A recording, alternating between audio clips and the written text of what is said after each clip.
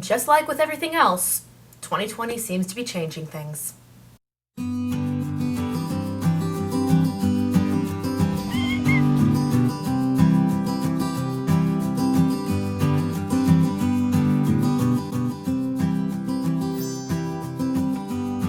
Hey you guys, and welcome back to my channel. If this is your first time here, please be sure to click that little red subscription button and the bell down below to be updated for each and every future video we have going out on this channel. And that being said, happy fall, you guys. As you just saw in my opening B-roll, I have decorated my entire back patio with pumpkins and mums. I even made my little black kitten go out there so it had the whole fall decor aesthetic feel. It is also that time of year for cardigans and leggings and Ugg boots and pumpkin spice everything, and I used to judge people that loved those things, but here in 2020, if it makes you happy and it's not hurting anybody else, you go do your thing. Over the last few days, outside of trying to survive going back to face-to-face classroom teaching, I've been restructuring my YouTube content calendar.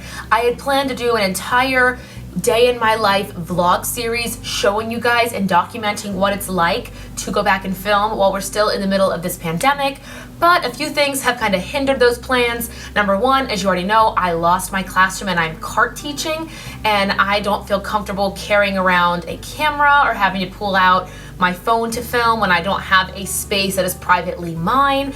And to be honest, this schedule I am currently working, there really aren't any breaks that I can afford to film. I get one plan period a day and I have to plan these 30 classes a week. So putting all of that into consideration, I've decided that the week in my teaching life vlogs is not going to happen this year, maybe in the future. And I have a couple ideas of what I'm going to do in place of that here on the channel. So I'll let you know more once I have an idea. But I figure since I can't vlog, doesn't mean I can't watch and react to other people who vlog and are teachers. So also the series you guys have heard me talk about called Outside the Classroom, where I interview a bunch of teachers who have made a successful career shift outside of the classroom, will be pushed into the spring of 2021. Again, just going back to school, I feel like I blame school for everything, but that first week really did knock me on my butt.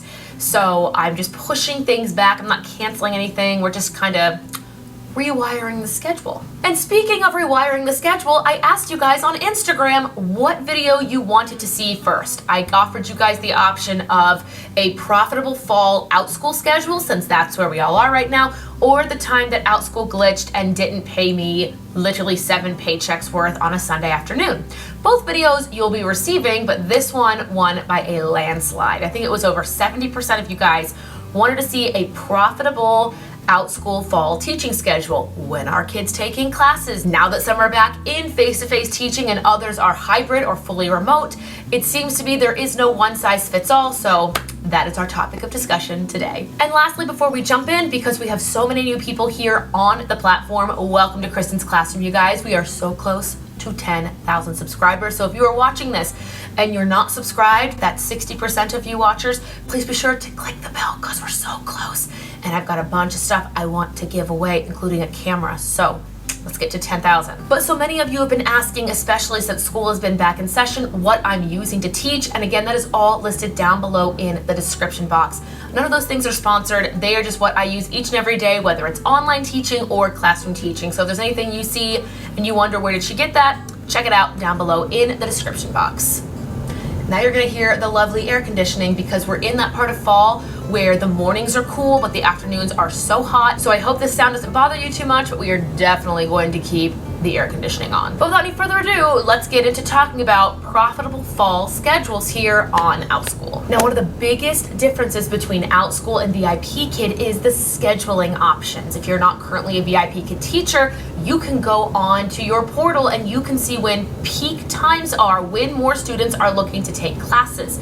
With Outschool, it doesn't work that way. You can make a class anytime you want. It can be 4 o'clock in the morning or it can be 5 in the afternoon, but there are no peak hours that us teachers can see when it comes to scheduling our Outschool classes. Now, I have to say, summer teaching was a lot easier for a few reasons. Number one, there were so many students that were out on summer break. They weren't in classes. And number two, so many of them had been quarantined for weeks doing online classes for school and just looking for any outlet to keep their passions or their interests going. So if you started Outschool in the summer, like this girl did, it was very, very easy to put a class anytime between, I would say for me, 9 a.m. was the earliest I ever taught, and 5:30 or 6 p.m. was the latest I ever taught, and I could get at least 4 to 5 learners in each class regardless of when I taught the class. But fast forward to now, and we've got these kids in all different situations. Some, again like me, are going back to face-to-face classes with masks on, social distancing, and trust me, it's a lot. If you are a teacher that's going to go back to the classroom as well, please check out this video up in the cards. It is me in my car after completing the first week of in-school face-to-face teaching. It is things I wish I knew. Please check that out. Everything from exposed students to social distancing to hand washing and things that you really should consider so you can keep your health and mental well-being going during the school year. But jumping back on topic, we've got kids back in school, we've got kids in hybrid, we've got kids fully remote, and we've got parents trying to juggle all of these changes.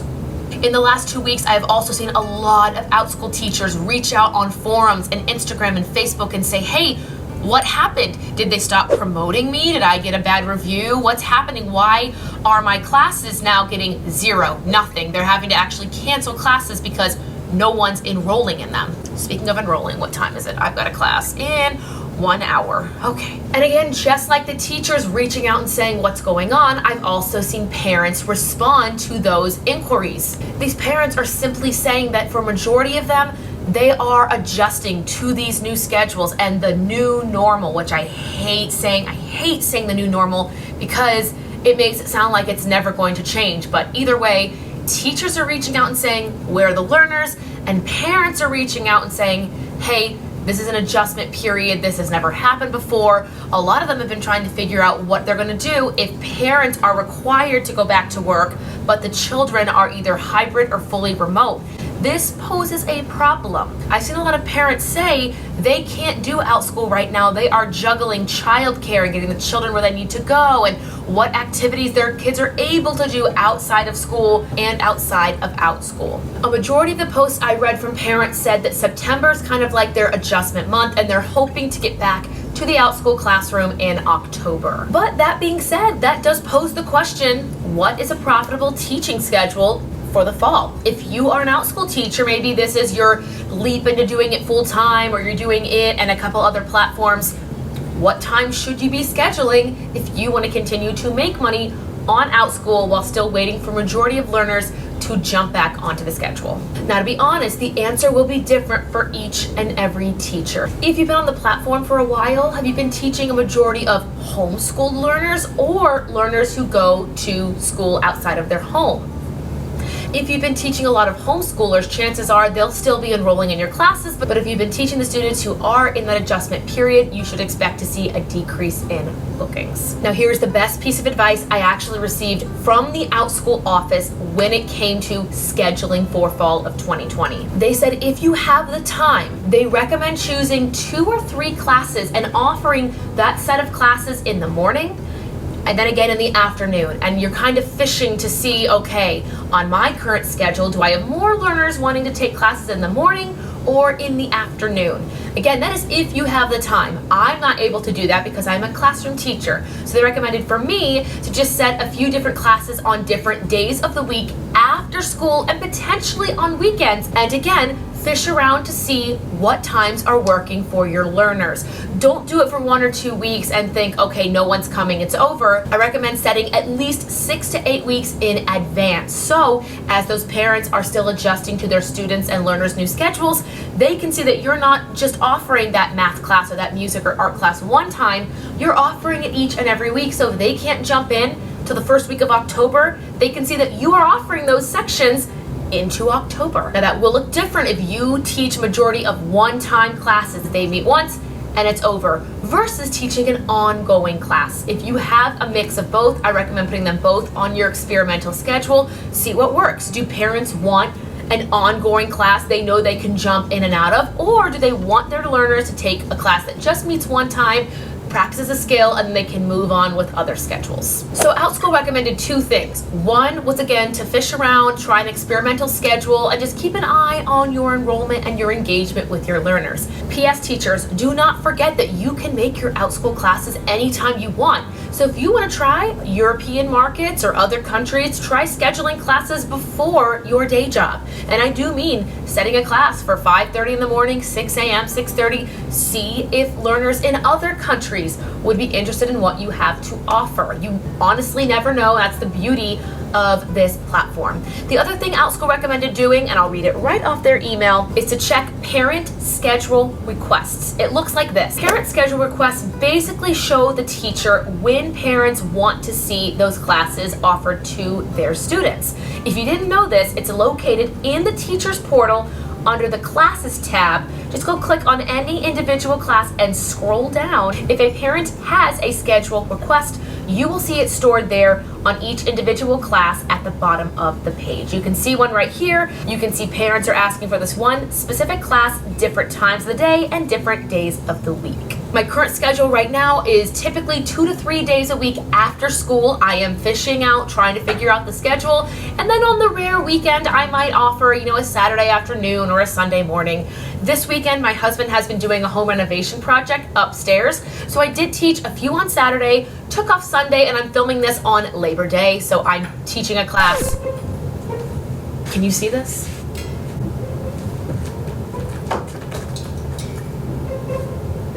She has my camera battery. She has my extra Canon camera battery. She's knocked it off the table, and now she's playing with it.